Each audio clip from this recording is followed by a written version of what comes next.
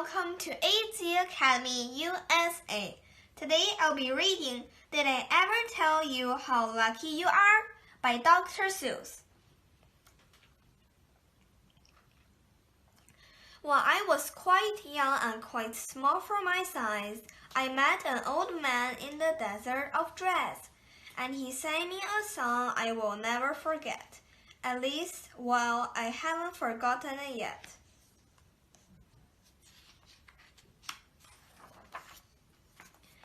He sat in a terribly prickly place, but he sang with a sunny, sweet smile on his face.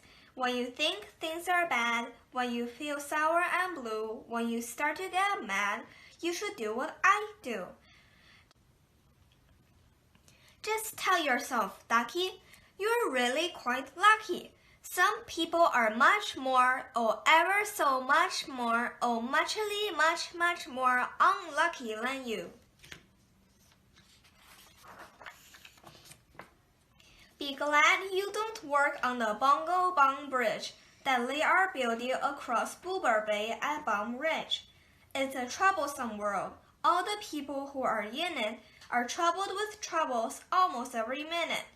You ought to be thankful, a whole heaping lot, for the places and people you're lucky you're not.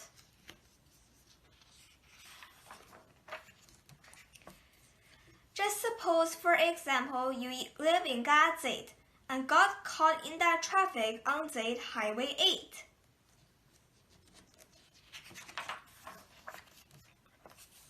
Or suppose, just for instance, you live in God's Air with your bedroom up here and your bathroom up there.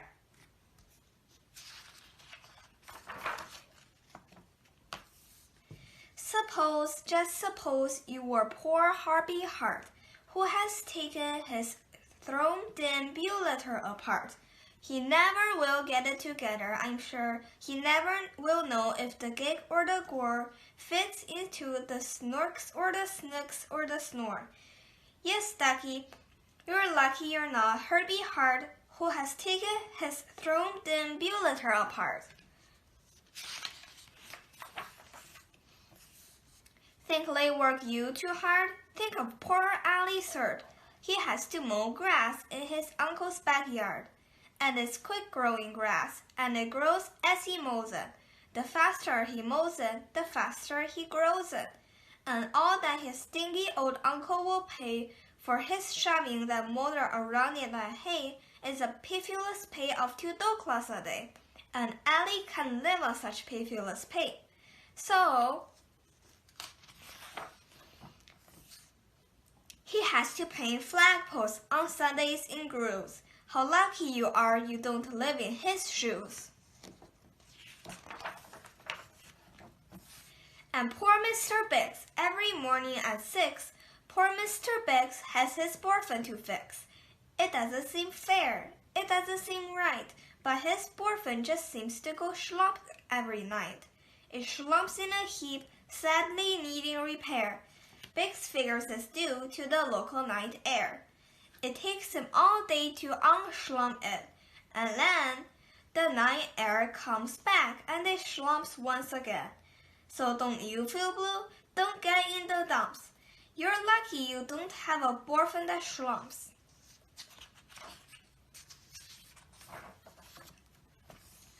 And while we are at it, consider the schloss, the crumbled horn, web-footed, green-bearded schloss, whose tail is entailed with unsolvable knots.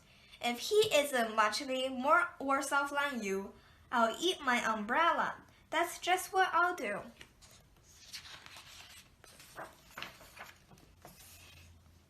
And you're lucky indeed you don't ride on a camel. To ride on a camel, you sit on a whammo. A whammo, you know, is a sort of a saddle, held on by a button that's known as a faddle. And boy, if your old whammo faddle gets loose, I'm telling you, Ducky, you're gone like a goose.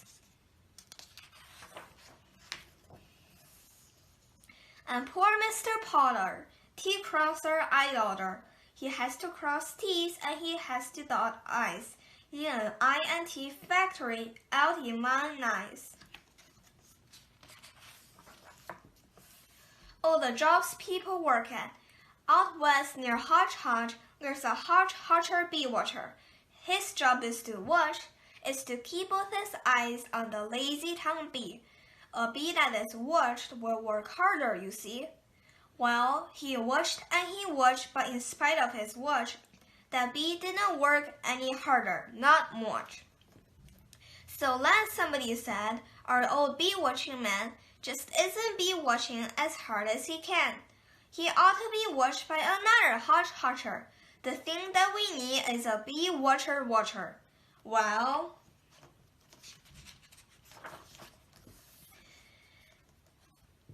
the bee watcher watched the bee watcher. He didn't watch well, so another Hodge Hodger had to come in as a watcher. And today all the Hodgers who live in Hodge Hodge are watching and watching the watcher who's watching that bee. You're not a Hodge watcher. You're lucky, you see. And how fortunate you're not Professor DeBreeze, who has spent the past 30 years, if you please, trying to teach Irish ducks how to read Japanese.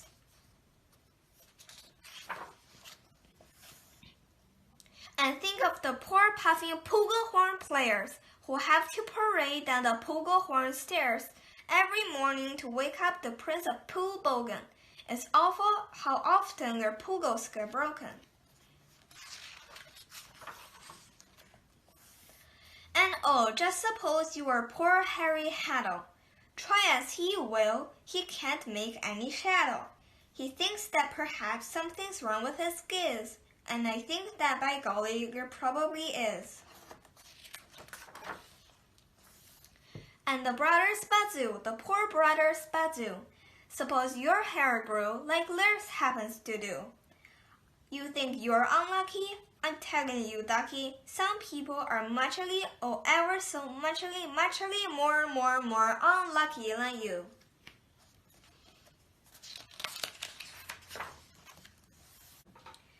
And suppose that you live in the forest in France, where the average young person just has a chance to escape from the perilous pants-eating plants.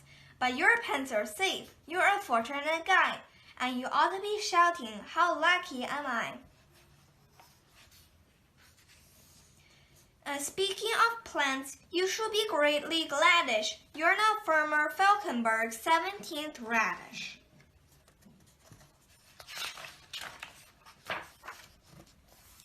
And you're so lucky you're not Gucky Gun, who lives by himself 90 miles out of town. In the ruins of Runk is rather run down.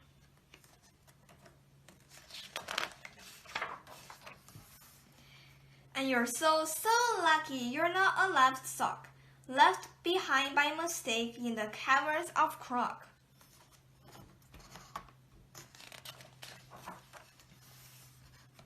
Thank goodness for all the things that you're not. Thank goodness you're not something someone forgot and left all alone in some precarious place, like a rusting tin coat hanger hanging in space. That's why I say, ducky, don't grumble, don't steal. Some critters are much more unlucky than you.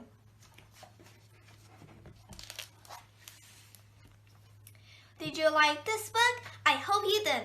Please like and subscribe to my channel. Bye!